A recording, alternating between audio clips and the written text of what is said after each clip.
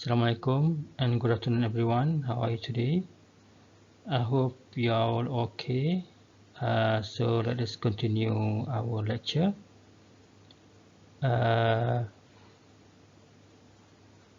So from the previous lecture, we have gone through about noise. So just to recap what we have learned before. So noise, there are two types of noise, which are correlated noise and uncorrelated noise. So what is uncorrelated noise? Noise yang hadir ataupun exist walaupun tiada signal. So correlated noise, noise yang hadir bila adanya a signal. So I think we have covered for the uncorrelated noise. So today we'll continue with correlated noise. Okay, correlated noise. As mentioned, correlated noise is a noise that exists when there's a signal. In other words, not present if there is no signals. How does this noise present? Because of the non-linear amplification. So we know that amplifier is a device that makes the output larger than the input. But when it says non-linear amplification, it means that the input does not produce a proportional change in outputs. So this causes the existence of harmonics and intermodulation distortion. So what is a harmonic distortion? It is integer multipliers of the original signals. Okay, so there are various degrees of harmonic distortions, second, third, and others. So untuk lebih mudah, harmonic distortion ni adalah gema. Apabila satu signal tu dia ada dia punya multiplication dia. Bila sebut, let's say untuk sounds, bila kita sebut A, dia ada gema dia A. So that is the multiplication of the original signal. Okay, dia multiply. Dia akan ada 1, 2, 3, 4 dan sebagainya. Okay, bergantung kepada kekuatan first signal itu.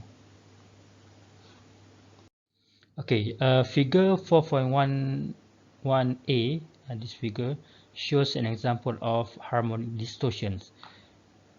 As you can see in the figure, kita ada one input signal. So from this one input signal or the origin signals, it produces harmonic distortion. Okay. So these three harmonic distortion exist because of this one input signals. Okay. So for B is intermodulation distortion. So apa bezanya dengan harmonic distortion? Ia lebih kurang sama, cumanya intermodulation distortion berlaku apabila ada dua atau lebih wujudnya ataupun signal yang diamplify. So kalau satu dia menghasilkan harmonic distortionnya sendiri, tapi bila ada dua atau lebih, dia akan mewujudkan kita panggil sebagai we call it intermodulation distortion. Okay. Okay, ini adalah formula of how we want to calculate the total harmonic distortion. Okay, equal to V higher over V fundamental times 100. So what is V higher? Okay, it says this is the V higher, quadratic sum of the RMS voltage. So this is the formula. So how to implement it? Okay, let's see this example. Okay, as you can see that every harmonic distortion has its own amplitude value. Okay, for this case we have V2, V3, and V4. So So V higher can be calculated from this value of V2, 3 and 4. Okay, V2, 3 and 4. So and then divided by V fundamental. This is the V fundamentals, the amplitude of the original signal. So as mentioned before, intermodulation distortion is the generation of unwanted sum and difference frequency when two or more signals are amplified. So let's say these are the two original signals, and it produces this intermodulated distortion, and we also call it as cross products. So we'll see the example of this noise. Okay, let us see this example question. Determine second, third, and 12th harmonics for a 1 kHz repetitive wave. So this is the original signals berfrekuensi 1 kHz, and we need to find the second, third, and the 12th harmonics. Okay, and for B we need to determine the percent of second, third, and the total harmonic distortion for a fundamental frequency with the amplitude of 8 volts. Okay,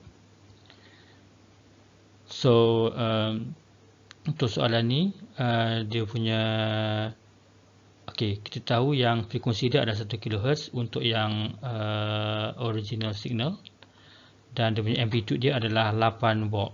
Okay, untuk second harmonic amplitude nya adalah 0.2, and for the third harmonic the amplitude is 0.1. So we need to find the percent. So this is the answer from the example question. So this is how we calculate or determine the second, third, and 12th harmonics. So for the second harmonics, we need to multiply the number of harmonic by the fundamental frequency, and for the third harmonic 3 times the fundamental frequency, and same goes to the 12th harmonic, 12 times fundamental frequency.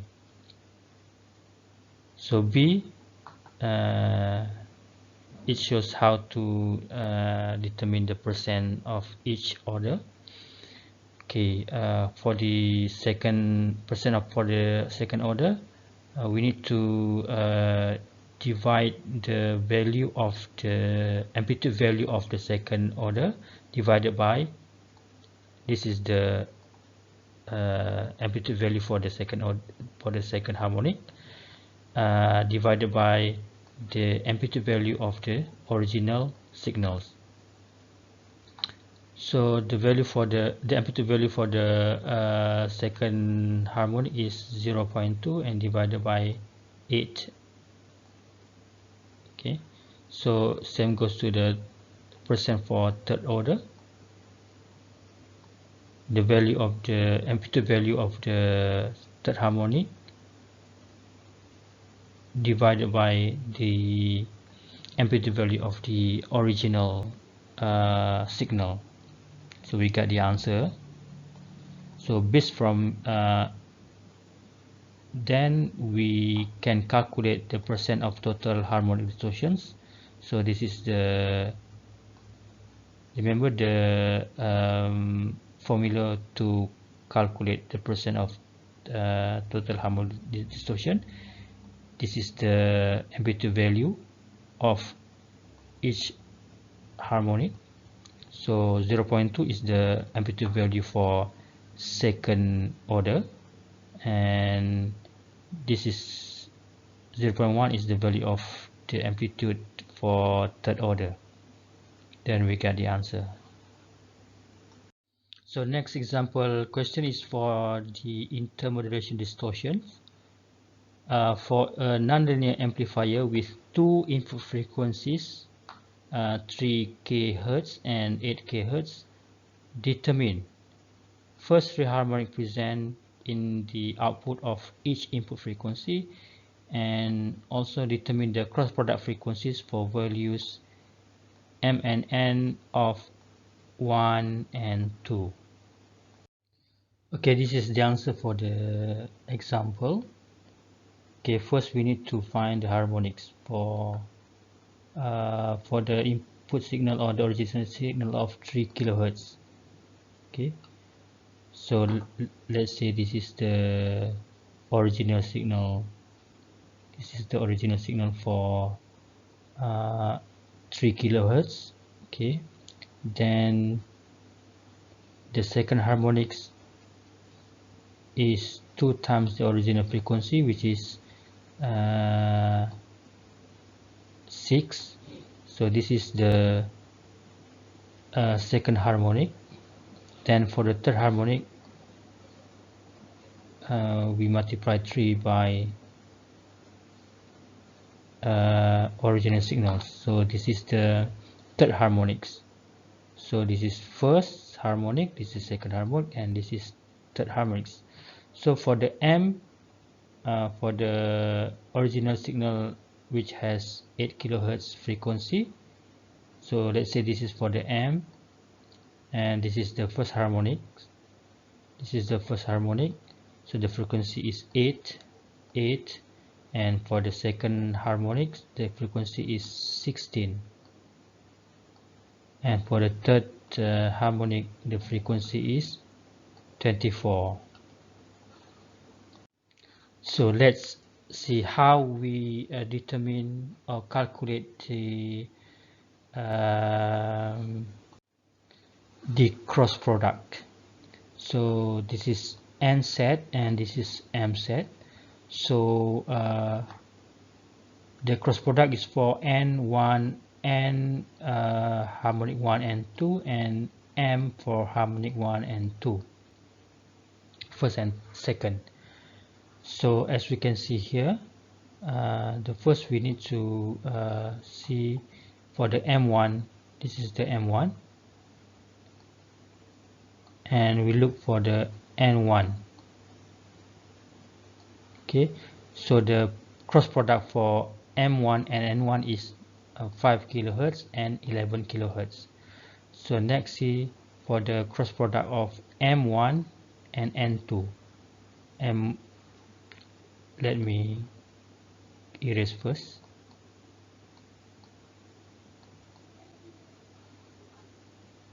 Okay, next is the cross product for M1 and N2. This is M1 and this is N2. So see the cross product, 8 plus minus 6. Okay, 8 plus minus 6. So the cross product will be 2 kilohertz and 14 kilohertz. Okay, next is for the cross product of M equal 2 and N equal 1.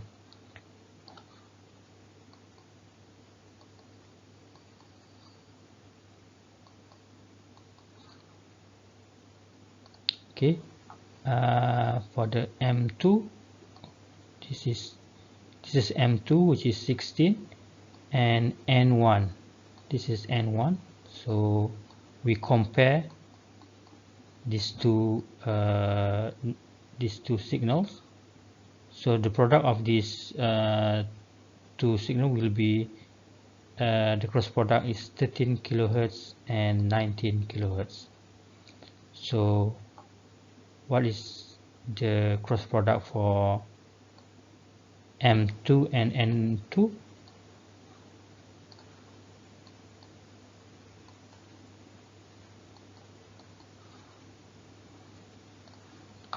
So this is for M2 and N2. So we need to compare these two signals. So the cross product is 16 plus minus 6. 16 plus minus 6. Okay, so these are the product of the cross product for M2 and M2 and N2. So next is signal to noise ratio. Signal to noise ratio is the ratio of the signal power level to noise power. So why it is so important? Because signal to noise ratio, it can show how good the signal is compared to the noise. So for a good system, the signal must be more strength than the noise. Okay.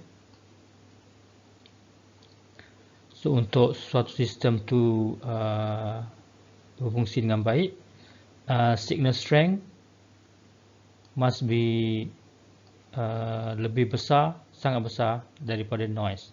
Barulah signal sistem tersebut beroperasi dengan baik. So this is the formula to determine the SNR. We call it SNR. Normally we call it SNR, signal to noise ratio, where PS is the signal power and PN is the noise power. So when we calculate in dB, so we need to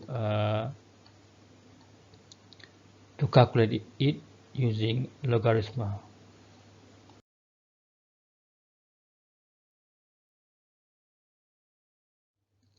So these are two examples of how to calculate the SNR. So for the first example 4.8, for an amplifier with an output signal of power of 10 watt and an output noise power of 0.01 watt, determine the SNR. So it's a straightforward question. Okay, just plug in the value of output, which is 10 watt, and the output noise is 0.01. So this is the answer. And when we convert it into dB,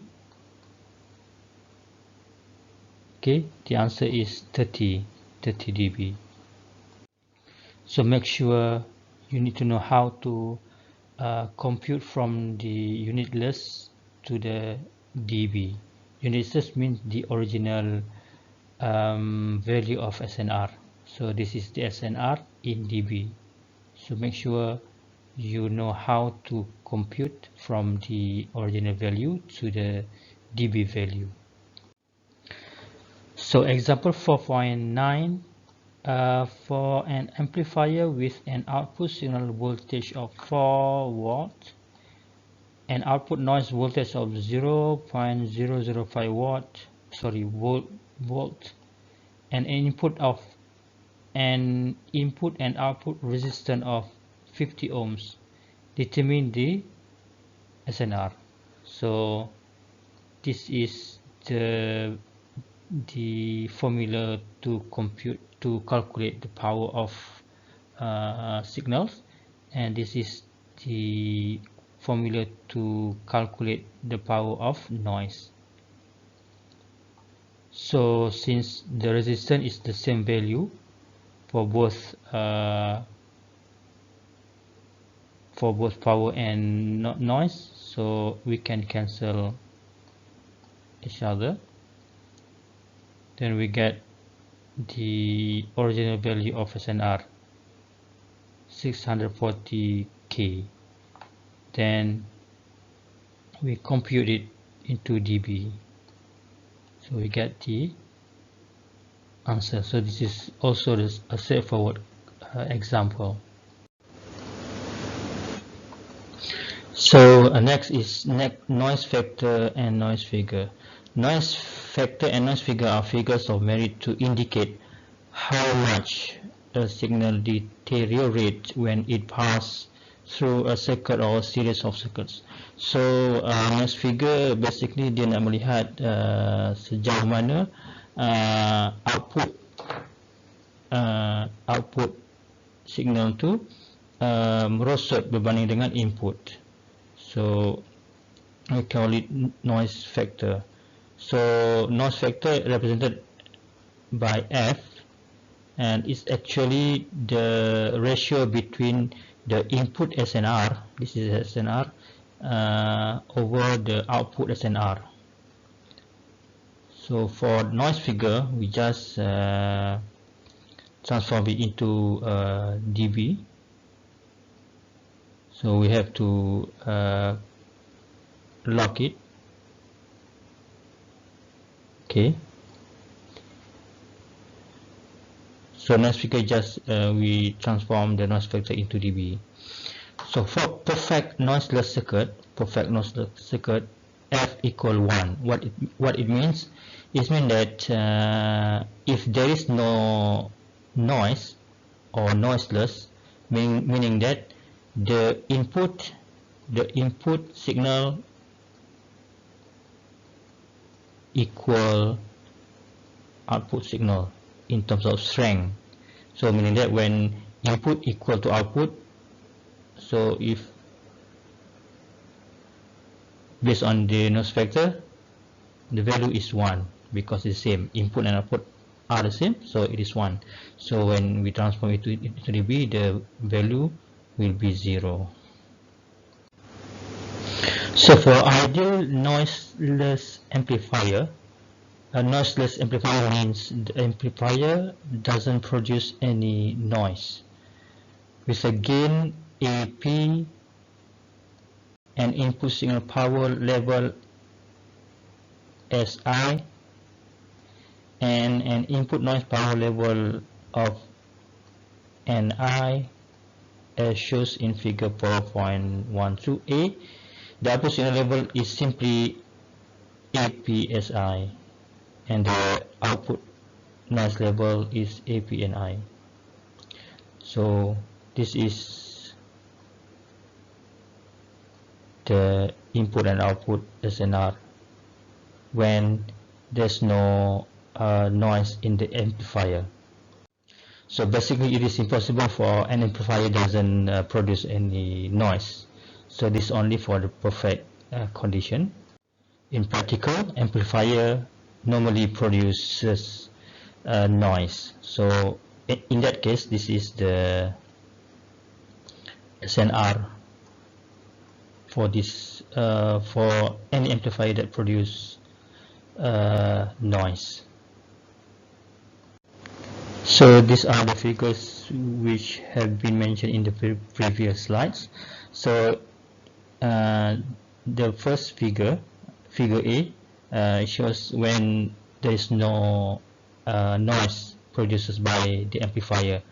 So this is the SNR. So this is the case where the amplifier produces noise. So we must consider the internal generated noise. So this is the formula how to calculate the SNR when the amplifier produces noise. So the previous slide shows only when we use only one amplifier. So if there are more than one amplifiers, we need to use a formula that's called Friis formula. So in Friis formula, there are more than one amplifiers that each of the amplifier produces noise.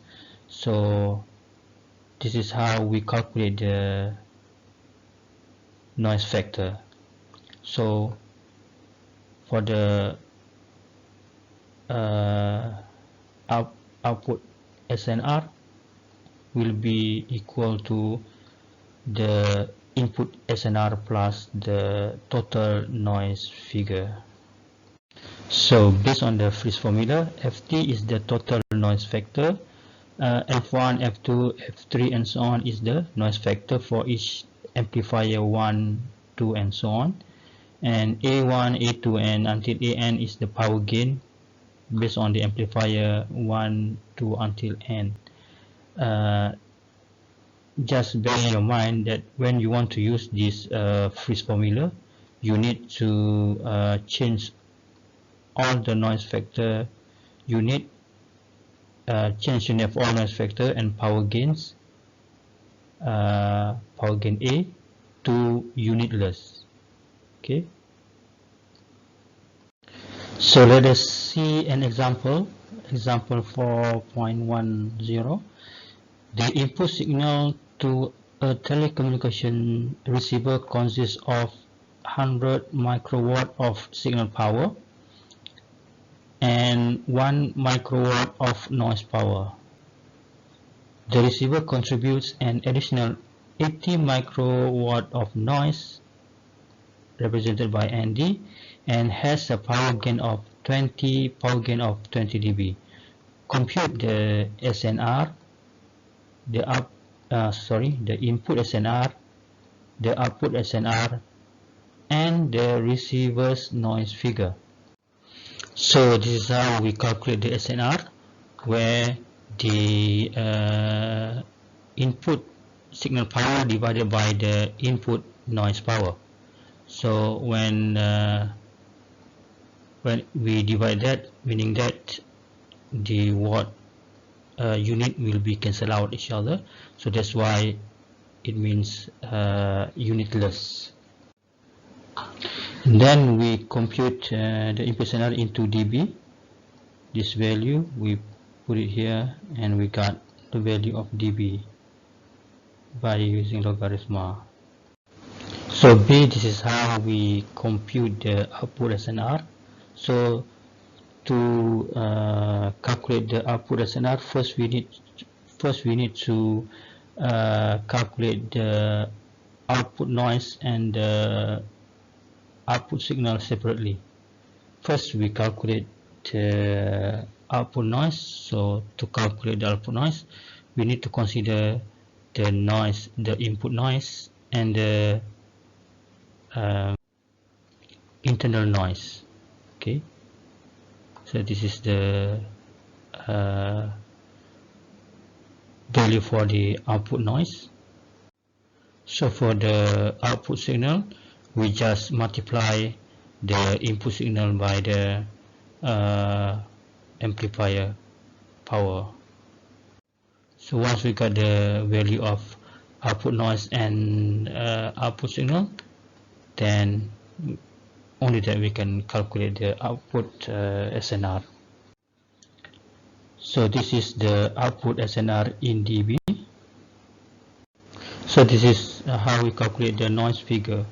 So actually noise figure is the ratio of input SNR over ratio of output SNR in dB. So next example is example 4.11. For a non-ideal amplifier, non-ideal means amplifier that produces noise, and the following parameters determine first input SNR, then output SNR, and finally noise factor and noise figure. So this is the answer for the question. So first we need to calculate the input SNR. So it's straight away just divide the input power by the input noise.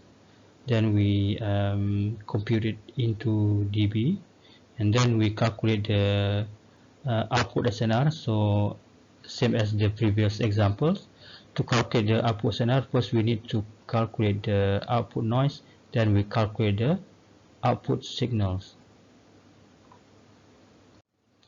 Then we calculate the SNR in dB. Then we calculate the noise factor and noise figure. Noise factor, we just simply divide the input SNR divided by output SNR.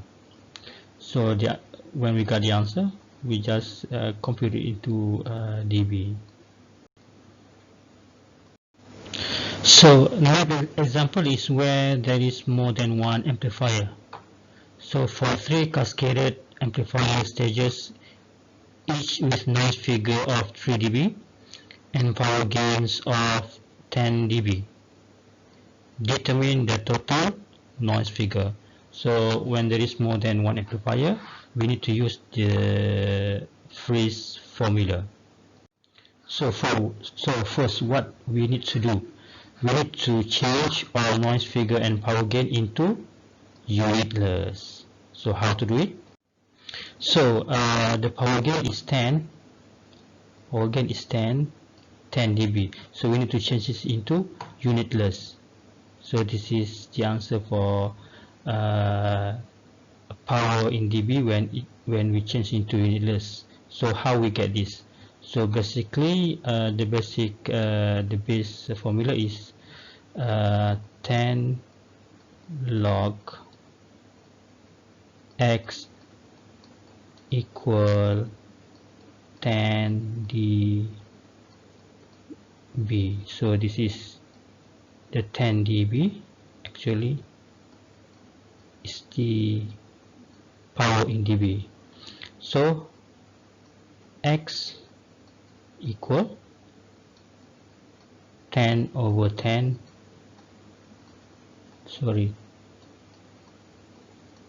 log x equal 10 over 10, and x equal 10 to the power of 10 over 10. So this log means log base of 10. That's why from here, from here we need to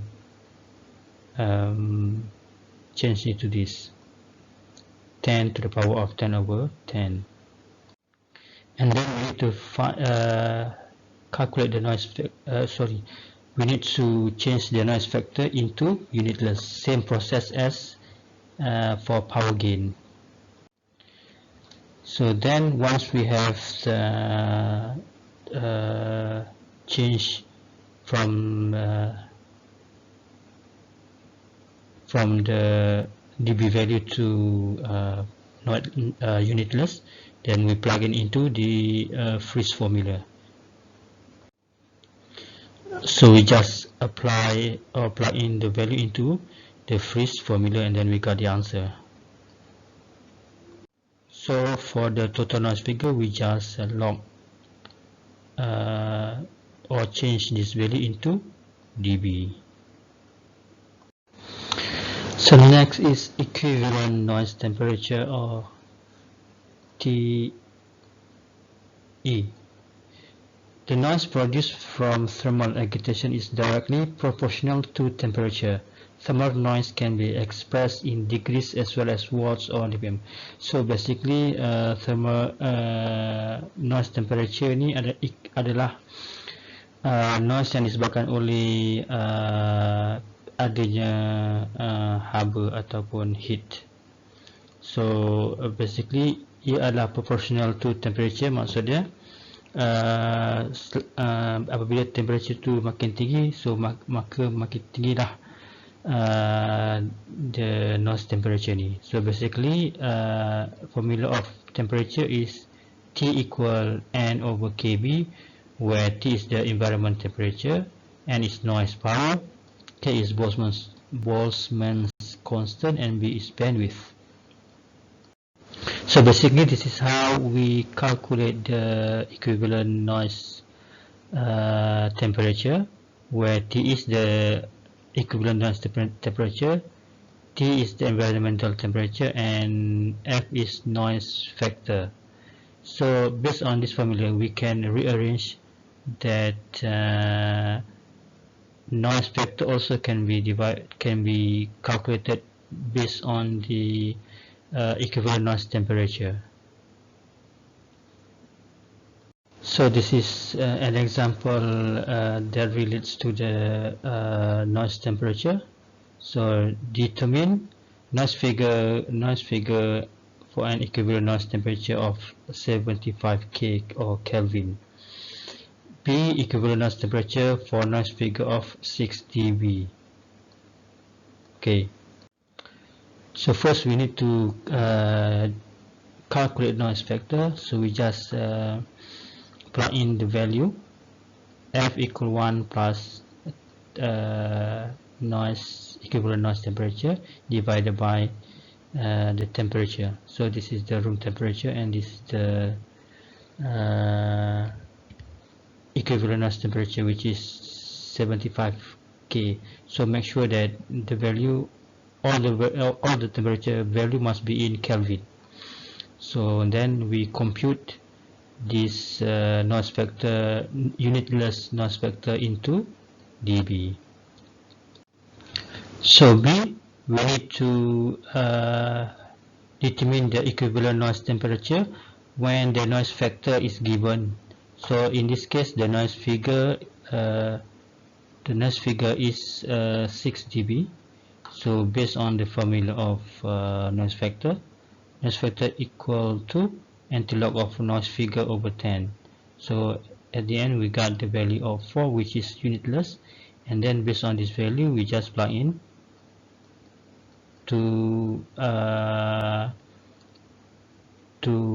determine the equivalent noise temperature. So it's a straightforward question. So okay, this is the last slide for this chapter. So we stop here for this chapter. Thank you very much.